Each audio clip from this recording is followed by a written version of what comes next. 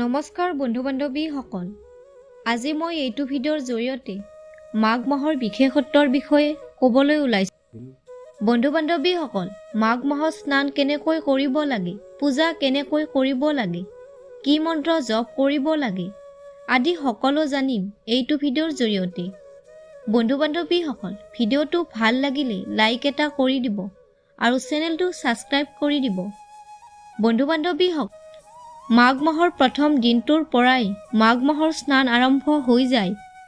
বন্ধু-বান্ধৱীসকল, মাঘ মাহত স্নান কৰাৰ বহুত অধিক মাহাত্ম্য আছে আৰু মাঘ মাহত স্নান কৰিলে পুণ্য ফলৰ প্ৰাপ্তি হয়। বন্ধু-বান্ধৱীসকল, মাঘ মাহত সূৰ্য উদয়ৰ আগতে উঠক আৰু শীতল জলেৰে স্নান কৰক। যি মানুহে মাঘ মাহত স্নান কৰে তেওঁৰ জীৱনত দুখৰ ছায়া কেতিয়াও নপৰে।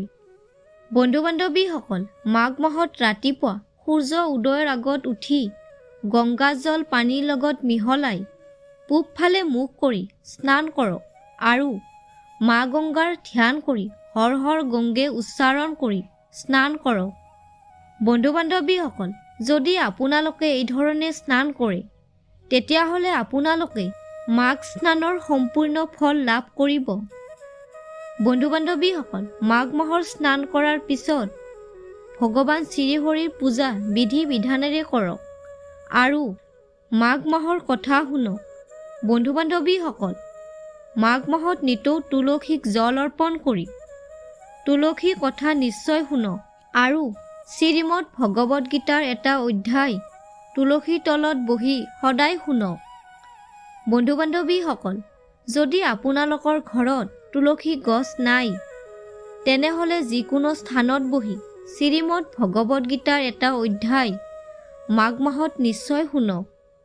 বন্ধু-বান্ধৱীসকল, ভগৱান শ্ৰী বিষ্ণুৰ কথা শুনাও মাঘ মাহত বহুত অধিক মাহাত্ম্য আছে।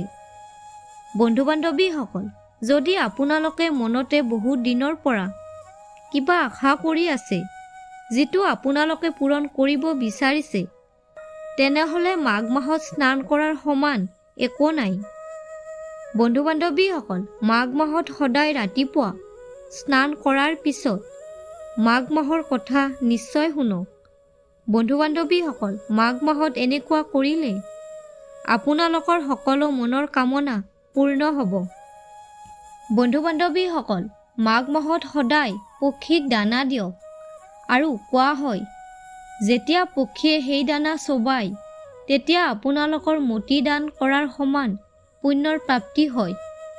বন্ধু-বান্ধৱীসকল, এই মাহত ভগৱান শ্ৰীকৃষ্ণৰ পূজা আৰু নদী স্নান কৰা মানুহে স্বৰ্গলোকত স্থান পায়।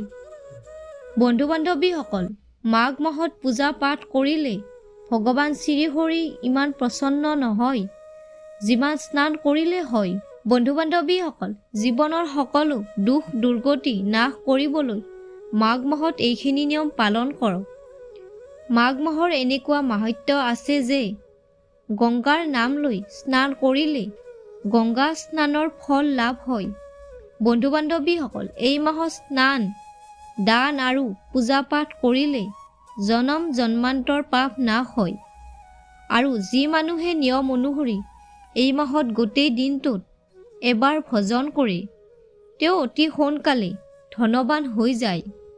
বন্ধু-বান্ধৱীসকল, যি মানুহে মাঘ মাহত এইখিনি নিয়ম পালন কৰে তেওঁ জীৱনত সকলো সুখ ভোগ কৰে আৰু পুণ্যৰ প্ৰাপ্তি লাভ কৰে।